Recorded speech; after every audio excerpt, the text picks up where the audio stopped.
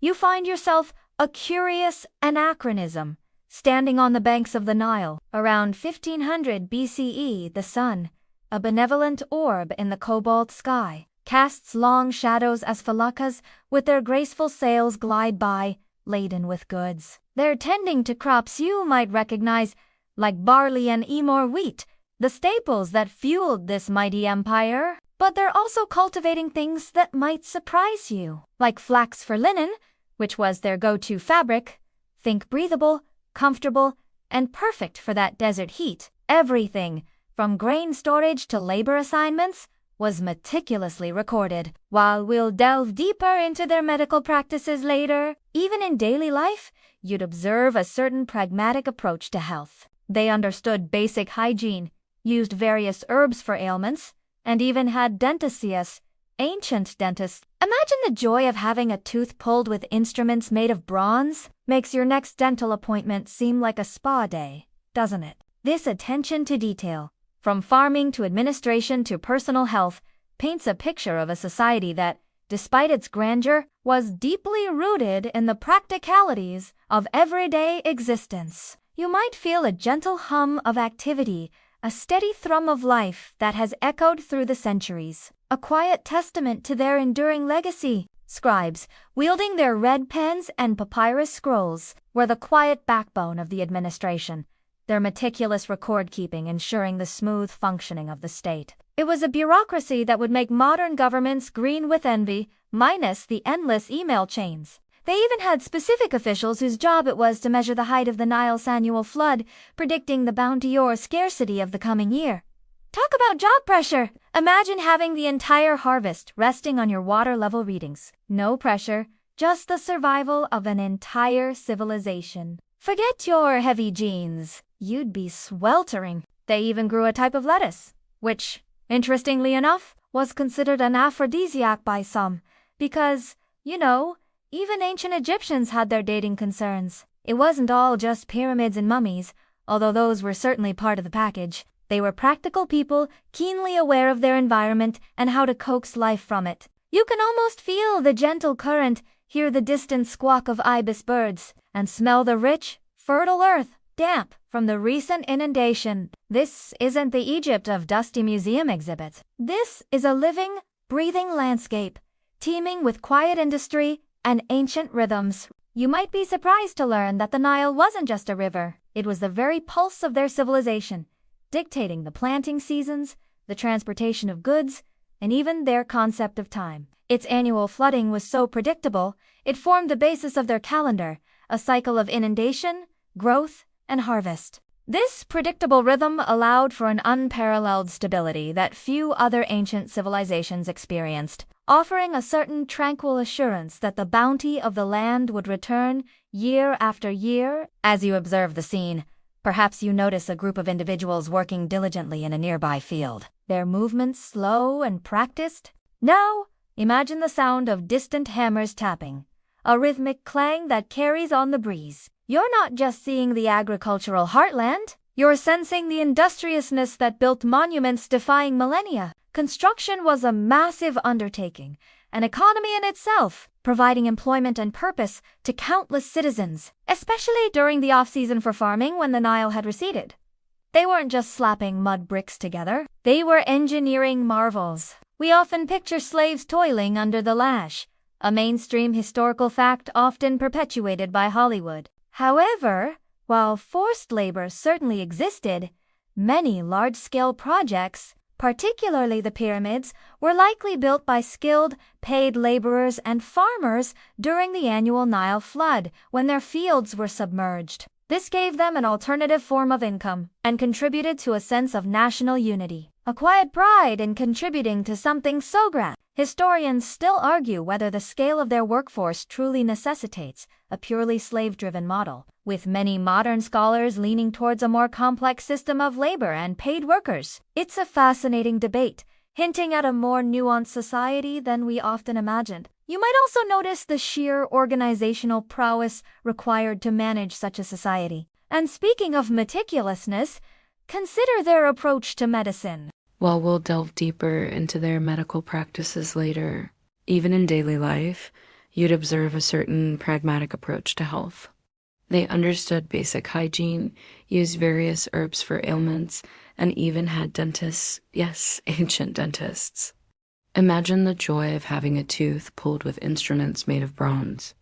Makes your next dental appointment seem like a spa day, doesn't it? This attention to detail, from farming to administration to personal health, paints a picture of a society that, despite its grandeur, was deeply rooted in the practicalities of everyday existence. You might feel a gentle hum of activity, a steady thrum of life that has echoed through the centuries, a quiet testament to their enduring legacy. As the sun begins its slow descent, painting the western sky in hues of orange and purple, you shift your gaze from the bustling fields towards the nearest cluster of dwellings. These aren't the grand stone temples or tombs you might imagine. Most Egyptians, even those of comfortable means, lived in homes constructed primarily from mud brick. Often they were built with narrow windows placed high up, designed to let in light while minimizing direct sunlight and discouraging unwelcome visitors, both human and otherwise.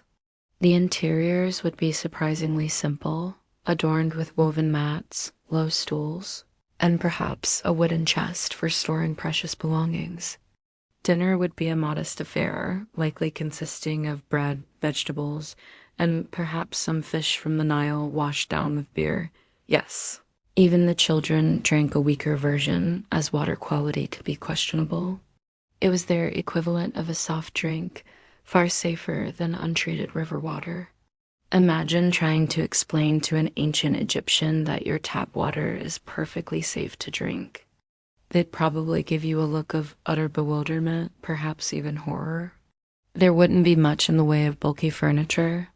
Life was lived much closer to the ground, reflecting a pragmatic and adaptable lifestyle.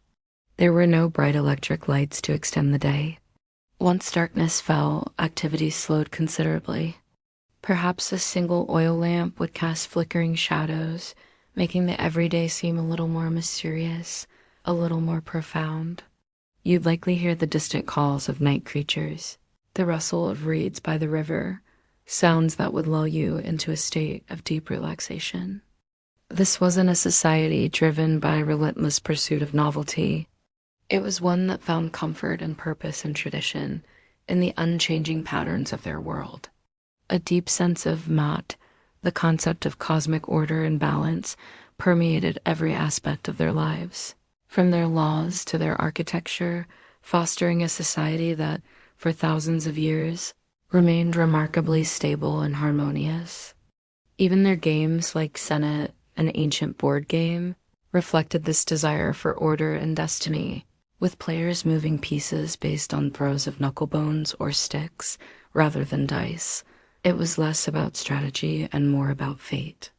You might notice small niches in the walls, perhaps holding figurines of household gods or offerings. A quirky tidbit: some homes even have built-in grain silos. Integrated right into the structure, meaning your breakfast was literally a few steps away from your bed. Talk about convenience.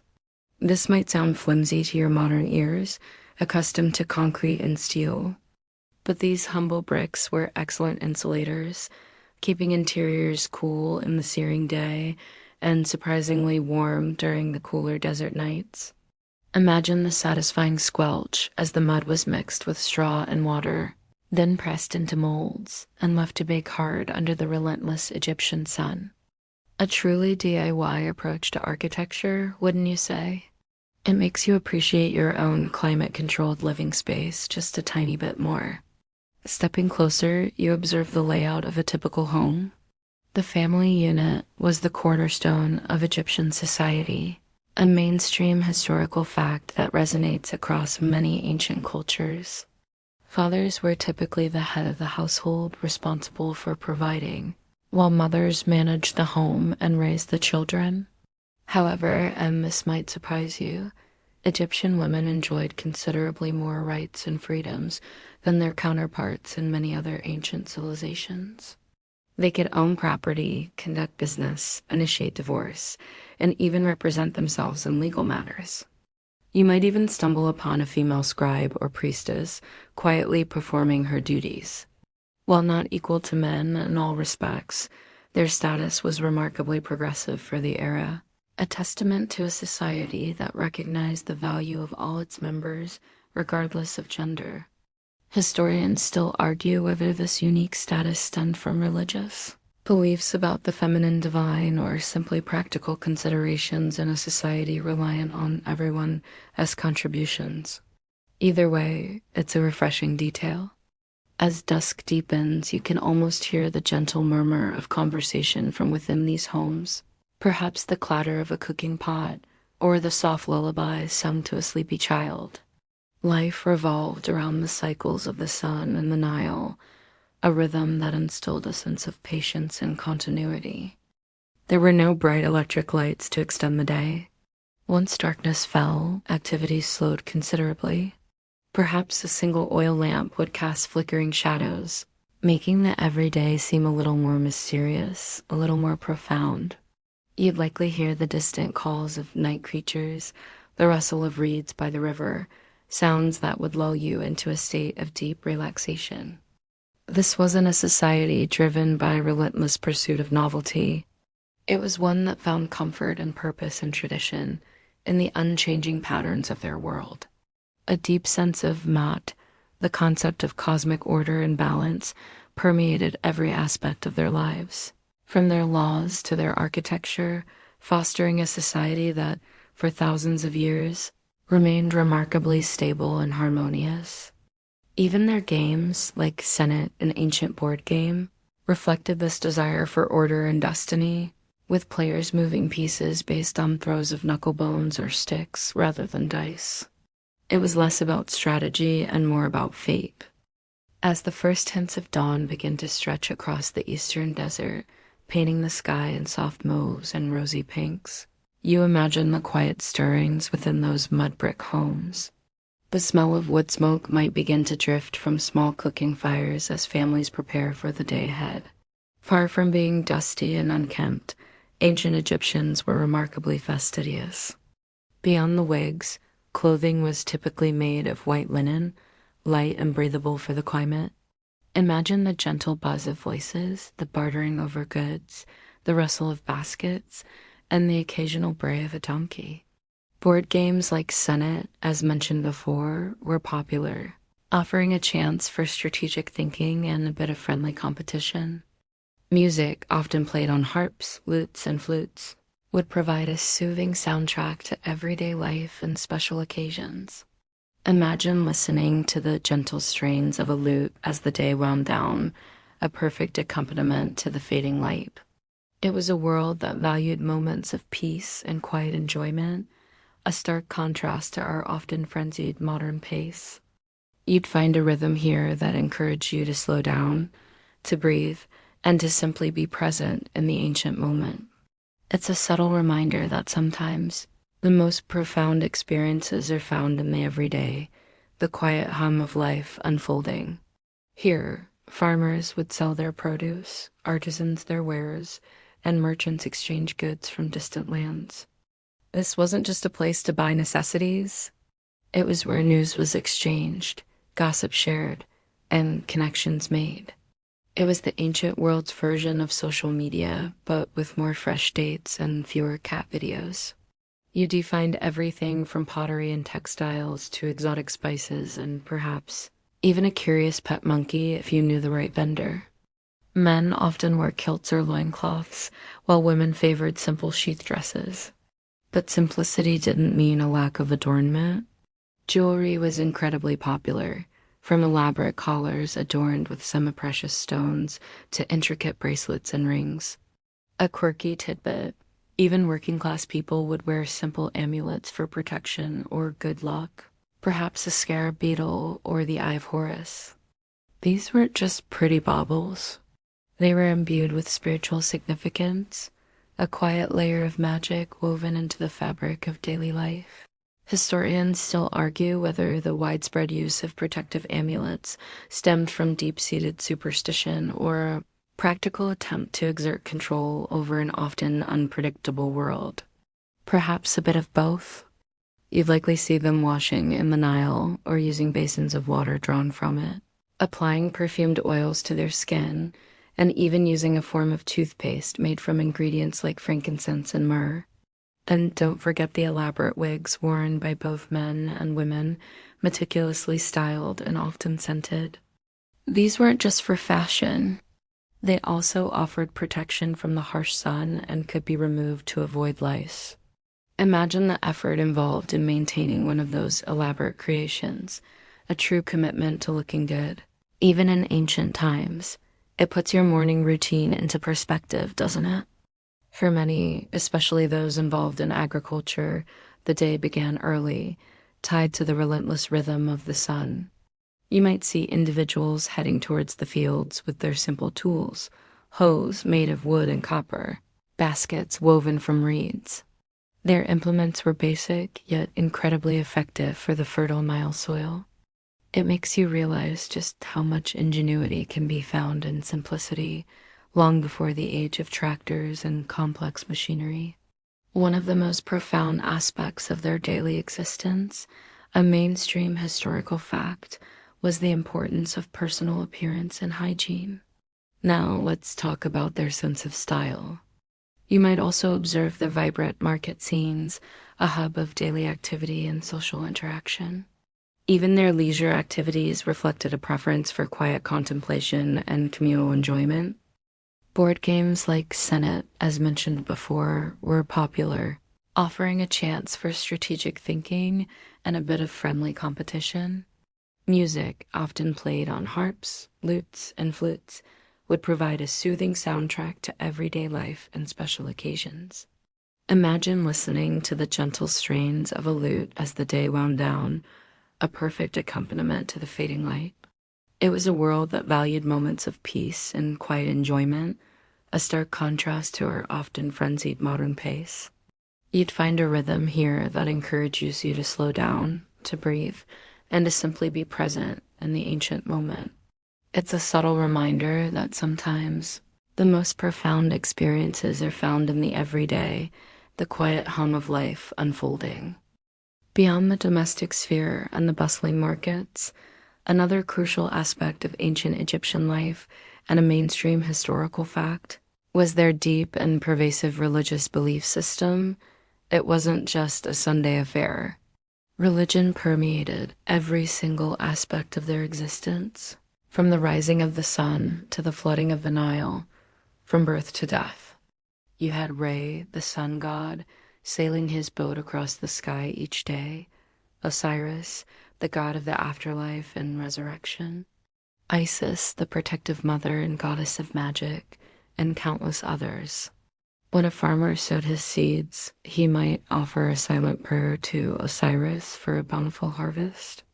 It was a world where the veil between the mundane and the divine was thin, where gods walked among men, and where every sunrise was a miracle.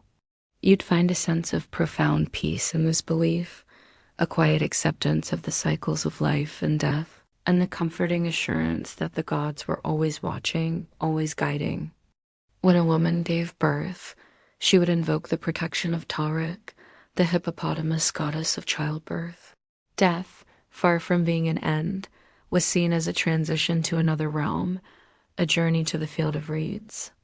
This belief in an afterlife, a mainstream historical fact, is perhaps what ancient Egypt is most famous for, leading to the elaborate mummification practices and the construction of magnificent tombs.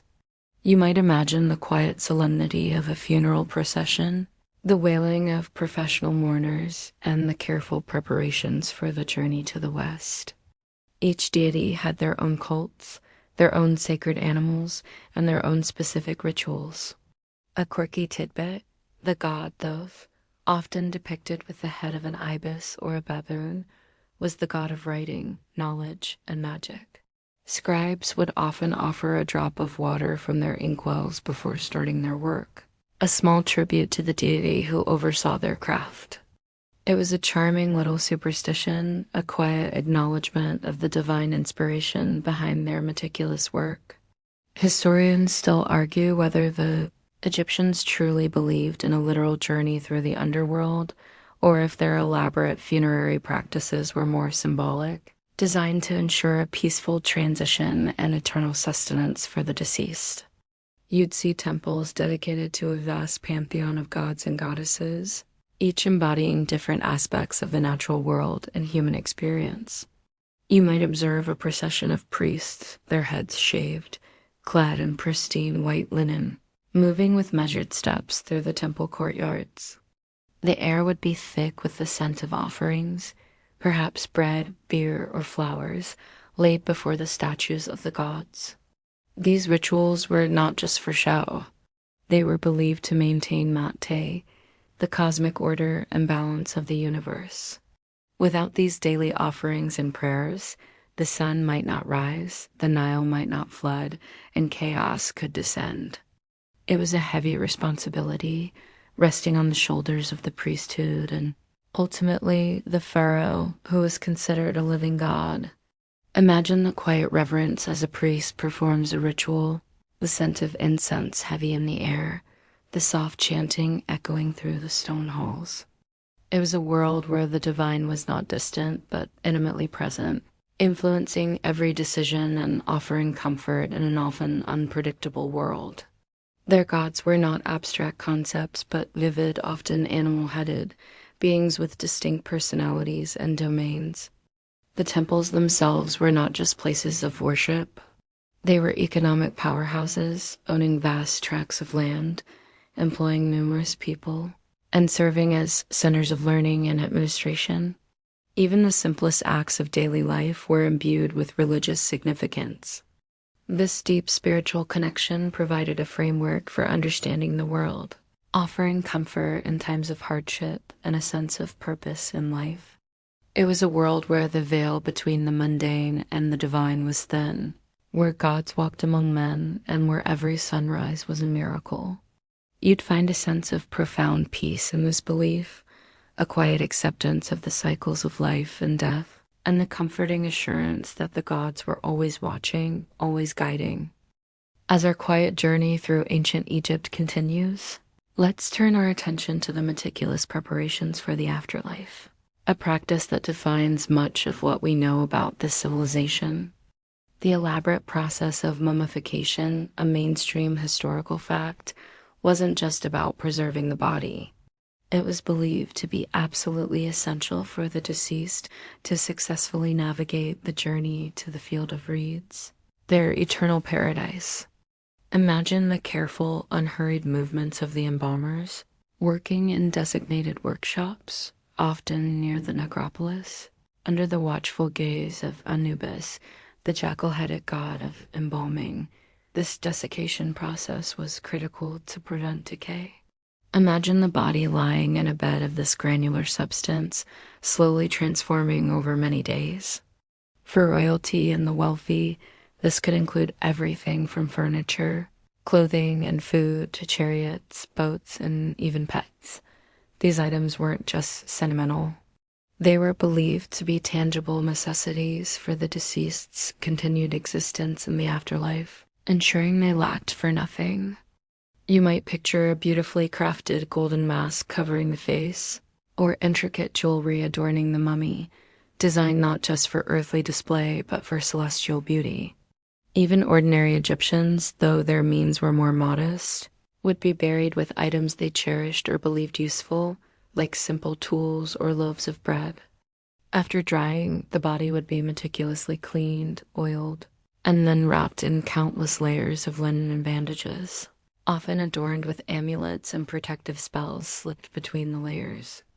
The walls of these tombs were often adorned with vibrant paintings and hieroglyphic inscriptions, depicting scenes of daily life, religious rituals, and spells to guide the deceased through the dangers of the underworld. These images weren't just art. They were functional, magical texts, ensuring the continuous existence and well-being of the tomb owner. You'd find a serene beauty in these depictions, even as they speak of a world beyond our own. The entire process, from embalming to burial, was a profound act of faith, a testament to their unwavering belief in eternity. Each finger and toe was individually wrapped, a painstaking attention to detail that speaks volumes about their reverence for the deceased. You might envision the long strips of linen being wound around the body, creating a cocoon for the journey to the next world, a quiet, almost meditative task. The air would be thick with the scent of resins, natron, and various oils, a fragrant, albeit somber, alchemy. The process itself was incredibly precise, taking about 70 days in total. First, the internal organs, with the exception of the heart, were carefully removed and preserved separately in canopic jars, each lid shaped like the head of one of the four sons of Horus. You might imagine the ancient equivalent of a very particular chef, carefully portioning out the most vital ingredients. A quirky tidbit, the brain, perhaps surprisingly to us, was considered largely unimportant and was simply liquefied and drained through the nose with a long hook. Not exactly a delicate procedure, is it? Historians still argue whether this dismissal of the brain as importance reflects a lack of anatomical understanding or a deliberate theological choice, focusing instead on the heart. Once the organs were dealt with, the body itself would be covered in natron, a naturally occurring salt, to thoroughly dry it out. Accompanying the mummy into the tomb would be a wealth of grave goods, a mainstream historical fact crucial for the afterlife.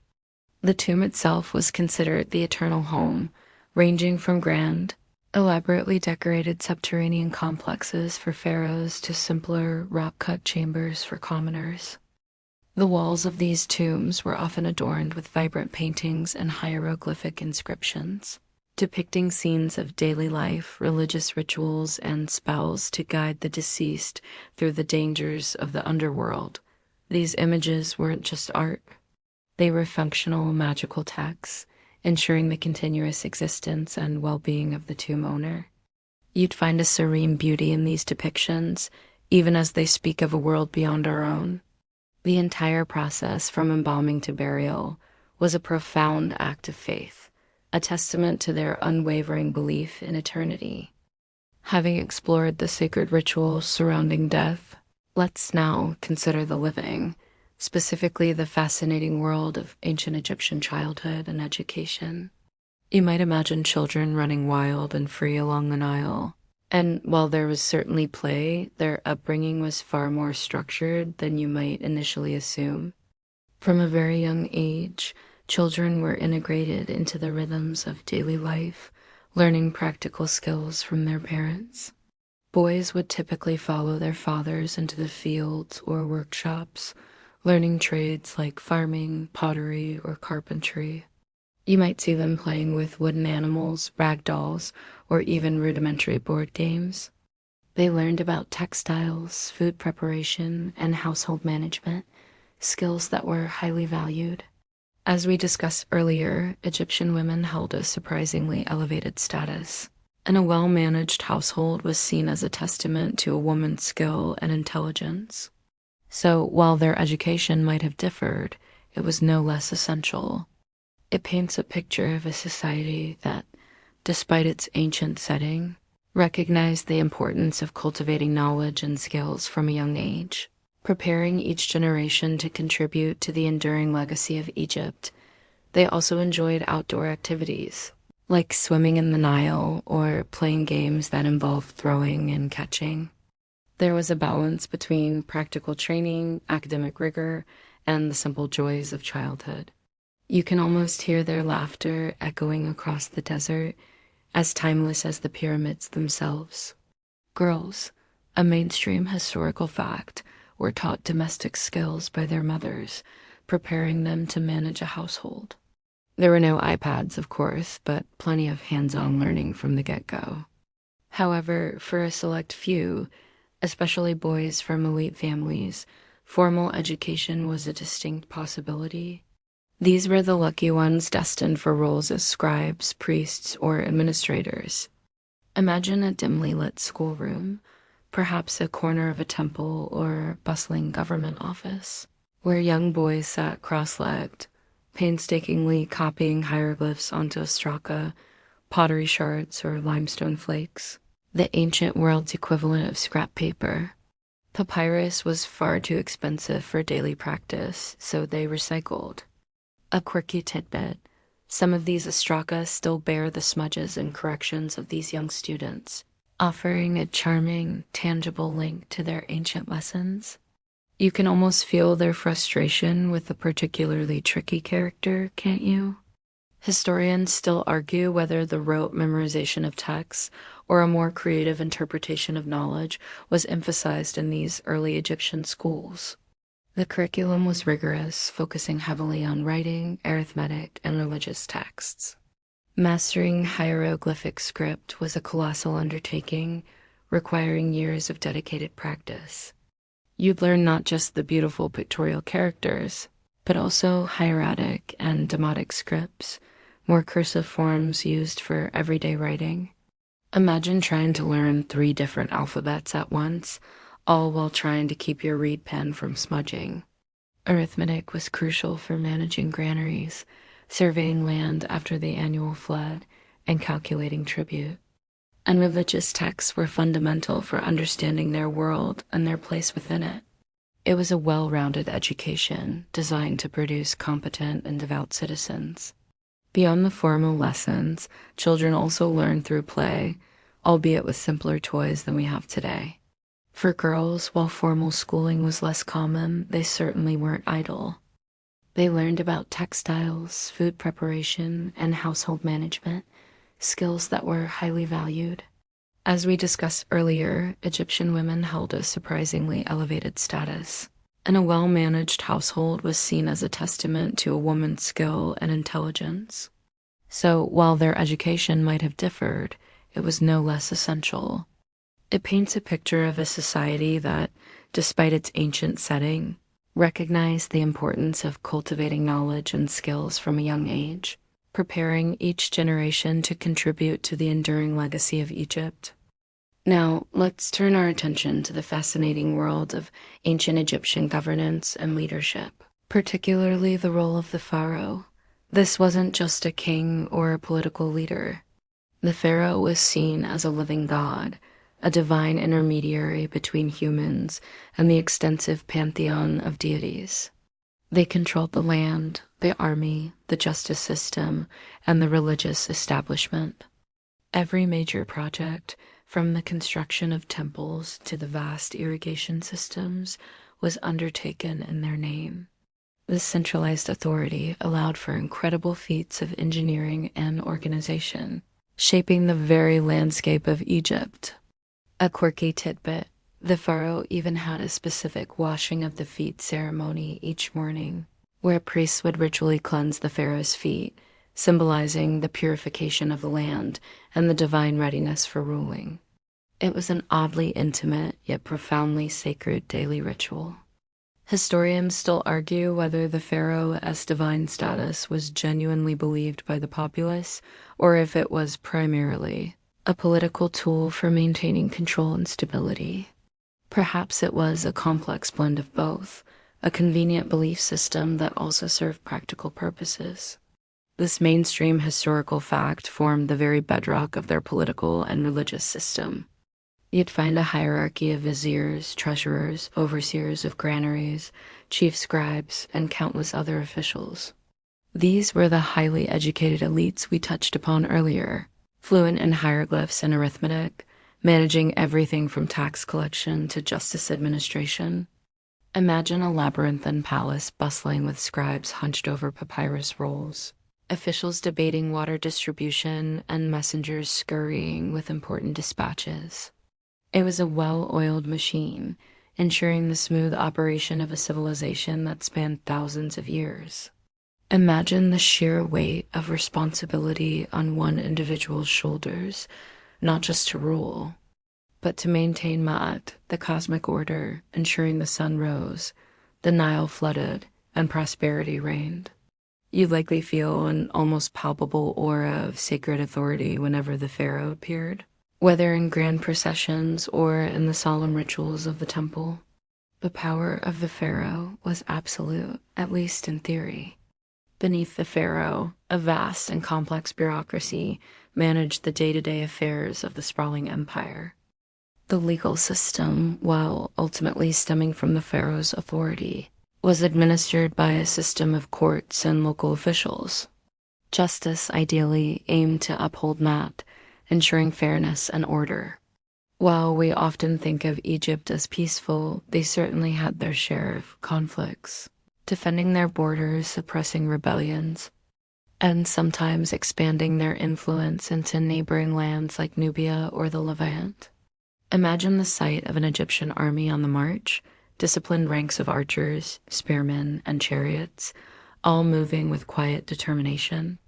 It was a potent force, reflecting the pharaoh's power and the empire's desire to maintain its secure and prosperous existence. This intricate web of governance, divine kingship, and a capable administration allowed ancient Egypt to endure for millennia, a testament to its remarkable stability and the quiet, enduring power of its ruling class. Disputes over land, property, or criminal acts would be brought before these courts. Punishments, while sometimes severe, were generally applied with a view to restoring order rather than simple retribution. You might hear of cases of theft or perjury, handled with a surprising level of legal sophistication for the time. There were no elaborate prisons as we know them. Punishments often involved fines, physical chastisement, or forced labor. Even the military, a mainstream historical fact that ensured the safety and expansion of the empire, was under the pharaoh's direct command. From the lofty heights of governance, let's descend into the fascinating world of ancient Egyptian medicine and health practices. You might imagine a primitive, superstition-driven approach, but you'd be pleasantly surprised. While magic and religion certainly played a role, the Egyptians also possessed a remarkably practical and empirical understanding of the human body and its ailments. This mainstream historical fact is evidenced by medical papyri detailing sophisticated diagnostic techniques and treatments. As we discussed earlier, personal cleanliness was a daily ritual, and many homes had dedicated areas for washing. Many treatments would involve incantations, amulets, and prayers to the gods, believed to aid in the healing process by addressing the spiritual roots of illness. After all, if a god could smite you with disease, surely a god could cure you too. So while a physician might prescribe a herbal remedy, they might also recommend a specific prayer or a visit to a temple. It was a holistic approach, encompassing both the physical and the spiritual. You'd find a sense of calm reassurance in their medical practices, a belief that even in the face of illness, there were ways to seek healing, both earthly and divine. Cleanliness was seen not just as aesthetic, but as essential for health and spiritual purity. They understood that stagnant water bred disease, and their elaborate irrigation systems, while primarily for agriculture, also contributed to better public health by managing water flow. This quiet wisdom about the environment and its impact on well-being is truly impressive. Imagine a physician, not unlike a modern doctor, carefully examining a patient, feeling pulses and asking questions, albeit in a dimly lit chamber, perhaps perfumed with aromatic herbs. Their understanding of anatomy, while not entirely accurate by modern standards, was impressive for the era, largely thanks to their practice of mummification. They understood the major organs, the circulatory system, and the importance of cleanliness in preventing infection. You'd find prescriptions for everything from headaches and stomach aches to more complex conditions. They used ingredients like honey for its antiseptic properties, willow bark for pain relief, a precursor to aspirin, and even moldy bread for infections, unknowingly harnessing the power of penicillin long before its discovery. Imagine the apothecary's workshop, filled with dried herbs, grinding stones, and the earthy scents of various concoctions.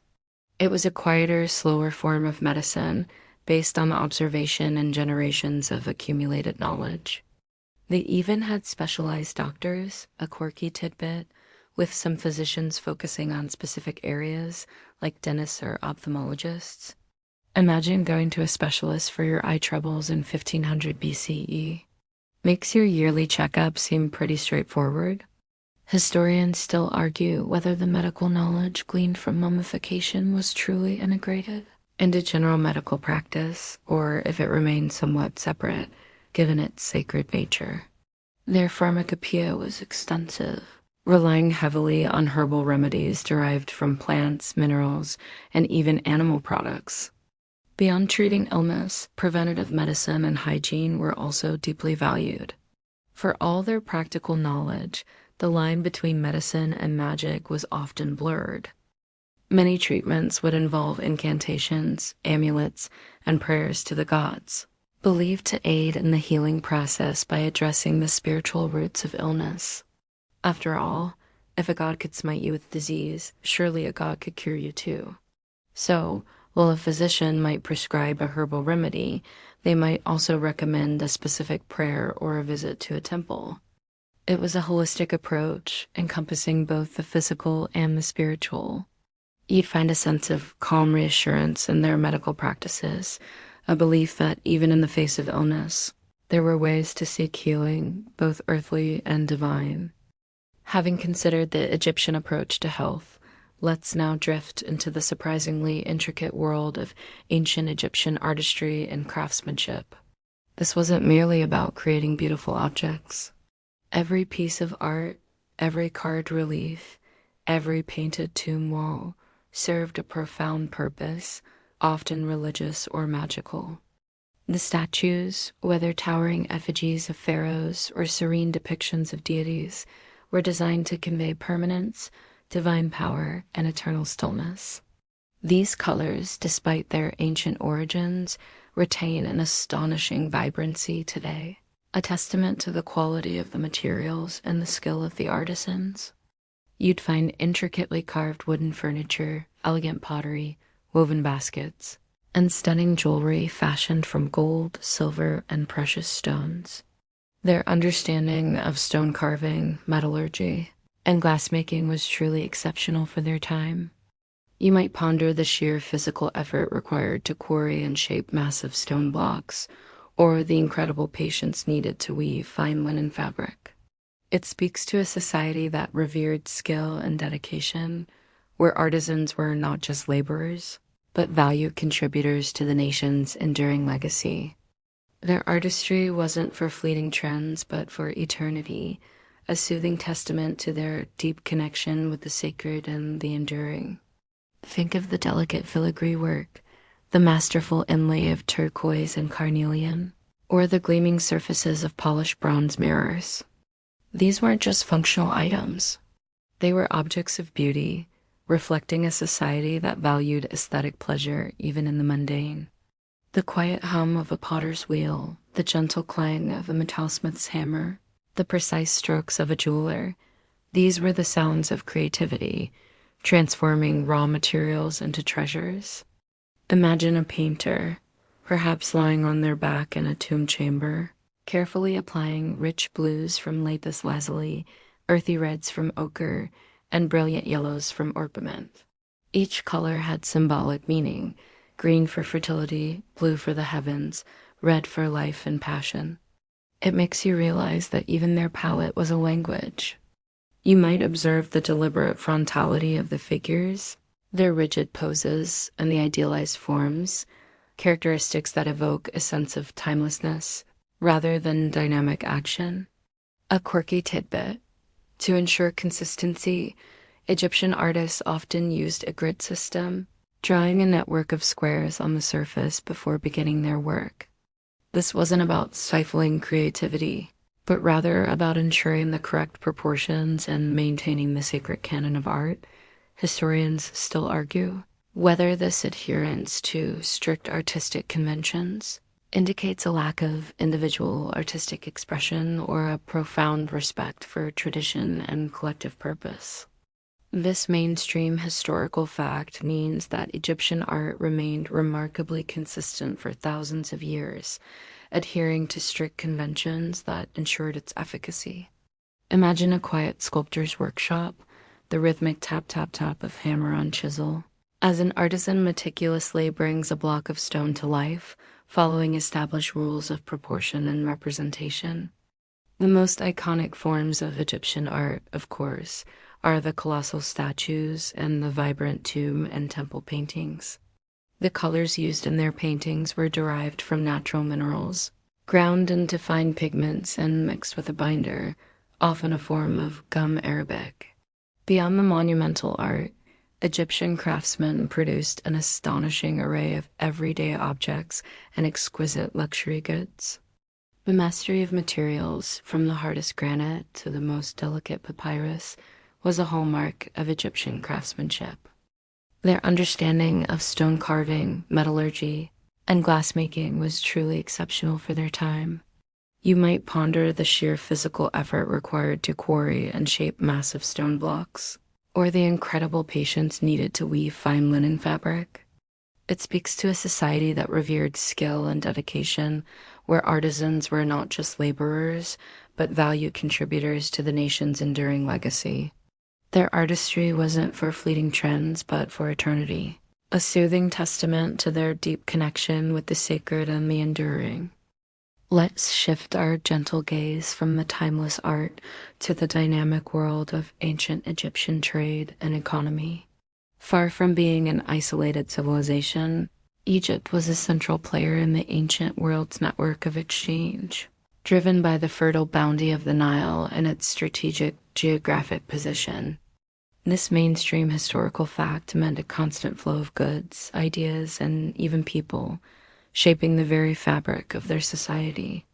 Imagine the bustling docks along the Nile, where riverboats laden with grain, papyrus, and linen prepare to sail downstream, or where larger ships are readied for voyages across the Mediterranean or down the Red Sea, heading to distant lands.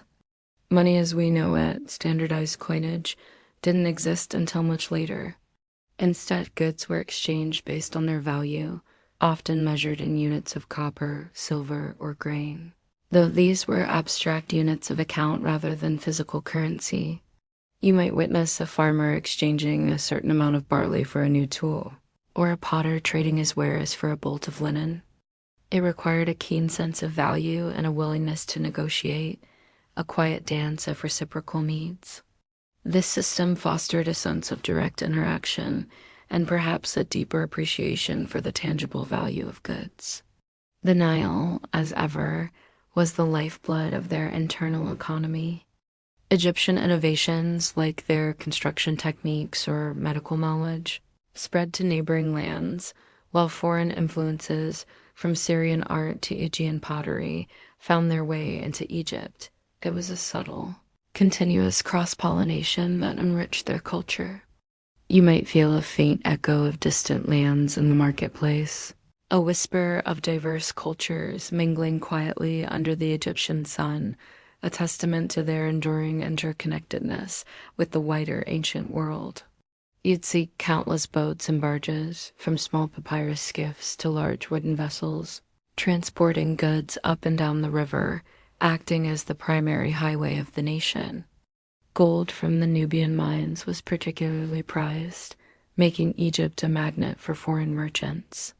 In return, they imported vital materials they lacked, such as timber, copper from Cyprus, tin for bronze, exotic animals, ivory, and precious stones like lapis lazuli from Afghanistan. A quirky tidbit: to manage these complex international exchanges, some Egyptian traders developed sophisticated knowledge of foreign languages and customs, acting as early diplomats and cultural bridges.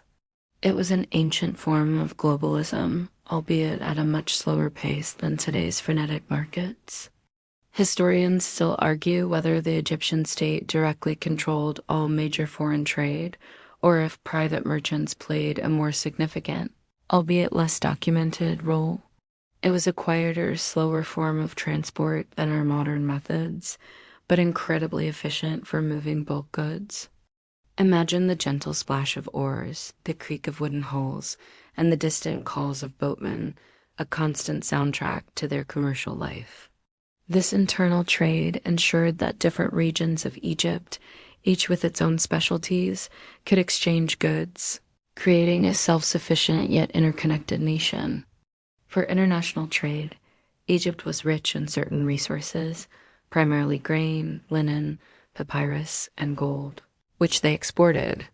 The economy was largely a barter system, a mainstream historical fact, especially for everyday transactions. This vibrant trade network wasn't just about goods. It also facilitated the exchange of ideas, technologies, and artistic styles. Egyptian innovations, like their construction techniques or medical knowledge, spread to neighboring lands, while foreign influences, from Syrian art to Aegean pottery, found their way into Egypt. It was a subtle, continuous cross-pollination that enriched their culture. You might feel a faint echo of distant lands in the marketplace, a whisper of diverse cultures mingling quietly under the Egyptian sun, a testament to their enduring interconnectedness with the wider ancient world.